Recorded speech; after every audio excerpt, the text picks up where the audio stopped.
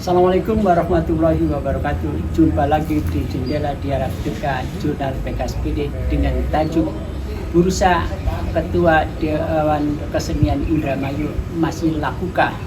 Dan kali ini saya mengundang narasumber termasuk juga sudah sering tampil di PKSPD, namanya Mas Yoyong Busman. Selamat datang Mas Yoyong. Terima kasih Mas Yoyong, saya sudah diundang. Mas Yoyong, ada isu yang luar biasa bahwa bursa Dewan Kesenian ini akan dibuka atau kemudian problemnya, adakah orang yang masih minat di dalam pencalonan Ketua Dewan Kesenian? Terima kasih Mas Yoyong atas pertanyaannya. Kebetulan saya secara pribadi juga sudah pernah bicara-bicara dengan para seniman ya, khususnya para pengurus. Nampaknya perusahaan tersebut masih tetap minat, masih laku dan cukup rame kalangan para seniman. Cuman tidak tampak di permukaan karena banyak calon-calon yang tidak berani tampil secara vulgar, secara transparan. Ada disebut-sebut Mas Yoyong bahwa Mas Yoyong akan mencoba mencalonkan diri atau ikut kompetisi dalam pemilihan Ketua Dewan Kesenian. Apa yang menarik atau membuat Mas Yoyong tertarik untuk ikut berkiprah atau mencalonkan diri? Tentu saja saya ada ketertarikan di dalam bursa calon dari pemilihan Ketua Dewan Kesenian Indramayu, karena di sini saya punya semangat, punya tujuan, punya niatan untuk membangun DKI itu lebih baik ke depannya dengan beberapa unsur-unsur yang akan saya masukkan dalam sebuah program kerja yang bertemakan seniman Indramayu jangan bergantung kepada lembaga pemerintah. Kita sebagai seniman tentunya harus bisa independen, bisa mandiri, bisa menghasilkan karya-karya seni, tentunya akan mendapatkan profit. Profit itu bisa kita kumpulkan menjadi bekal untuk organisasi di dalam DKI tersebut, Mas. Kira-kira demikian. Nah, gagasan itu secara ekonomi, ya, maksudnya berkesenian dan kiprah di dalam bidang ekonomi untuk bisa menghidupi. Tapi konsep berkeseniannya dalam DKI jika terpilih, apa yang mau disampaikan kepada publik atau supaya publik ada harapan bahwa Indramayu masih punya denyut berkesenian menurut realnya? Apa konsep yang hendak? Begini Mas, konsep yang akan saya sajikan adalah menggali beberapa seni-seni tradisional yang belum bisa banyak publik ketahui. Seperti beberapa kali ngobrol dengan para seniman, ada keluhan bahwa seni tradisional itu tidak terpinggirkan. Iya, tidak terzolimi lah. Kalah dengan seni modern dan kontemporer ya, yang berbau modernisasi. Makanya konsep yang awal akan saya utamakan adalah kesenian tradisional itu harus saya gali, bangkitkan, dan bisa menjadi ikon di Kabupaten Indramayu, Mas. Nah, kalau kesenian tradisional ini cukup banyak, lalu mau diapakan? Maksudnya digali itu apakah kemudian akan ada kegiatan berkesenian berkesinambungan atau kemudian secara rutin menggelar festival kesenian tradisional, atau juga akan kemudian diperkenalkan pada dunia global internasional bahwa Indramayu punya kesenian tradisional yang cukup banyak, kalau tidak salah lebih dari 300 jenis ya. Betul. Nah, apa yang menghantui keinginan menggali kesenian tradisional? Ya, terima kasih Mas. Pertama saya inventarisir dulu seni tradisional yang potensi untuk kita kembangkan. Dengan dunia yang sekarang media sosial yang sudah membumi, promosinya itu akan lebih mudah.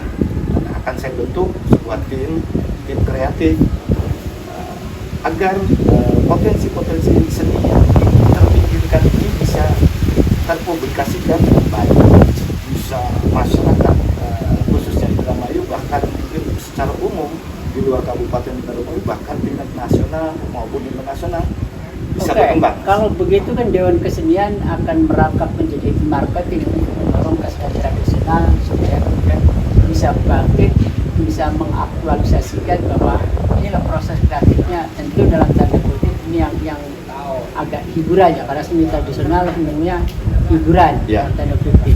Nah, tetapi bagaimana kalau kemudian para senimannya tidak terbiasa berorganisasi atau tidak biasa mau menampilkan dalam sesuatu yang dikemas sebagai pasar di dalam marketing. Apa? Tentunya saya punya cara tersendiri, Mas. Mungkin seniman tradisional tidak paham tentang teknologi yang sekarang sudah ada. Makanya diperlukan sebuah komite atau bidang yang membawahi tentang diklat, pendidikan dan latihan, agar para seniman tradisional yang tadi kurang paham dengan teknologi, ya kita dilatih secara profesional tentunya, walaupun memakan waktu, memakan biaya, dan memakan tenaga, Mas. Oke, itu persoalan seni tradisional. Dewan Kesenian tidak hanya mengurusi persoalan seni tradisional, tapi mengurusi sastra, mengurusi kemudian komite yang dulu sempat disebut itu filsafat, atau kemudian komite pertunjukan ya, dalam tanda kutip misalnya pementasan. Nah, apa yang hendak dilakukan kalau Mas Yoyong misalnya terpilih menjadi ketua DKI terhadap di luar kesenian tradisional, misalnya soal sastra, soal lukis, soal kemudian teater dan lain-lain? Kalau saya perhatikan seni yang tadi Mas O sebutkan, diantaranya sastra, teater dan sebagainya, sepertinya sudah berjalan dengan baik. Dengan berjalan dengan baik itu tentunya harus ada pengembangan, Mas, publikasi, sehingga punya nilai jual secara ekonomis. Kalau tidak punya nilai jual secara ekonomis, seniman tidak bisa hidup, Mas. Kita nggak bisa secara ideal bahwa seniman itu harus idealis tanpa ada profitable dan sebagainya. Karena para seniman juga punya keluarga, punya anak, punya istri yang harus dibiayai hidupnya. Makanya ada rencana bahwa diklat itu akan memberikan suatu pengetahuan bahwa seniman juga perlu hidup dengan materi. Kalau untuk memperoleh materi tentunya harus ada kiat-kiatnya, Mas. Saya nggak bisa paparkan di sini, mungkin ini masih saya simpan konsep tersebut, Mas. Nah, sekarang kan ada tantangan. Nanti tantangan kalau terpilih menjadi ketua DKI. Saya mendengar kabar bahwa gedung keseniannya disegel oleh Dinas Pendidikan. Nah, itu instrumen atau infrastrukturnya kan tidak ada. Nah, kalau Mas Yoyong nanti kepilih, apa yang harus dilakukan? Tentunya saya harus bisa membuka wacana baru kepada mengusulkan pada bupati yang baru menggunakan misalnya di Bojong itu kan yang betul. Gedung yang sudah ada misalnya disegel, masih bisa ada fasilitas lain yang kita gunakan. Tentunya dengan lobby-lobby. Lobby-lobby bukan berarti suatu bargaining politik, tidak, Mas. Kita seniman ini harus independen, tidak terpengaruh oleh para penguasa.